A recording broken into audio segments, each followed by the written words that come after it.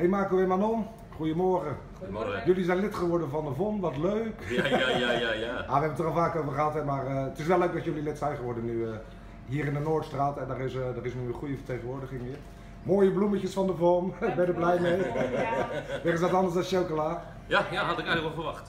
En mijn mensen, ik heb over jullie al vaker geschreven. En in die zin, we zitten nu in Peper en Zout, jullie restaurant. En daar hebben we ook al eens wat over geschreven, maar dat restaurant staat eigenlijk te koop. Ja, klopt. Wij zijn nog op zoek naar opvolgers. We hebben wat gesprekken gevoerd.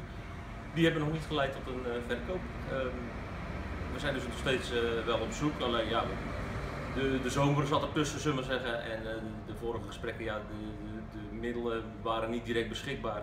Dus hebben wij toch even gewoon moeten zeggen van wellicht in de toekomst, maar nu iedereen even verder kijken. Maar het is wel zo, nu het nog te koop staat, jullie zijn gewoon nog volle bak open. En, volle bak open, ja. Precies, en in die zin is gewoon Peper en Zout nog steeds Peper en Zout. Ja, zeker. En zolang het niet verkocht is, blijft dat ook zo. Ja, klopt, inderdaad. We hebben er nog steeds veel plezier in.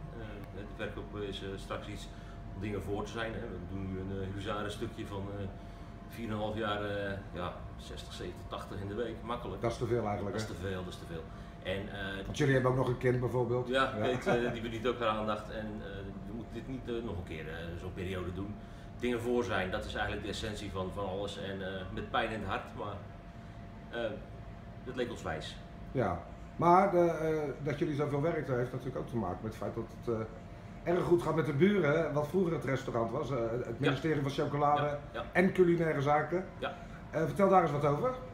Of zullen we daar zo even naartoe lopen? Dat is goed, daar kunnen we zo even naartoe lopen, dat is eigenlijk wat duidelijker, dan zie je dit wel. Het is de nieuwe Christine, hè? Ja, want je koopt altijd eigenlijk in het pand hiernaast, toch? Ja. Nou, we kijken even naar de drukte meestal en we switchen gewoon hoe het goed. Kijk, nu vandaag is het gewoon warm, dus pakken we die keuken, want daar is wat donkerder en gesloten, is het wat gekoeler. We hebben natuurlijk de chocolaterie zelf, maar het is zo druk dat we er af en toe gewoon een keuken bij pakken. Wat ben jij aan het doen? Ik ben karamel aan het vullen. Ja. Voor de karamel dubbel zeezout. Dat is een bonbon die is niet aan te slepen, dat gaat dusdanig hard. Dat we elke keer opschalen in mallen en elke keer denken van nou, nu hebben we het wel. Ja, want die mallen, hè, jij hebt het heel vaak over mallen, maar hoeveel mallen heb jij? We zijn met 200 begonnen en we zitten nu royaal over de 1000. 1000 van die... Ja.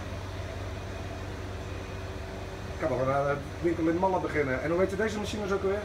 Dit zijn tempereermachines die bewerken de chocolade. Die zijn onmisbaar in het chocoladeproces. Zonder die bewerking van de chocolade heb je geen mooi resultaat, heb je geen glans, geen structuur.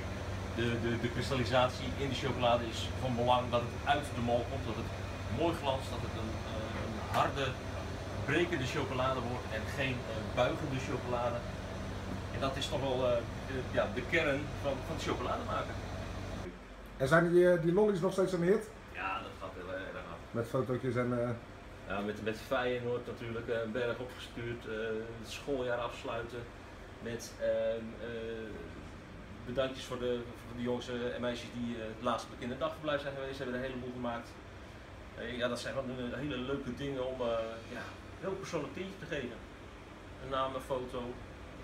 Het gaat gewoon eigenlijk heel goed met de zaak, toch? Kort samengevat. We maken ons uitstekend. Nou ja, goed om te horen. Tot de volgende keer.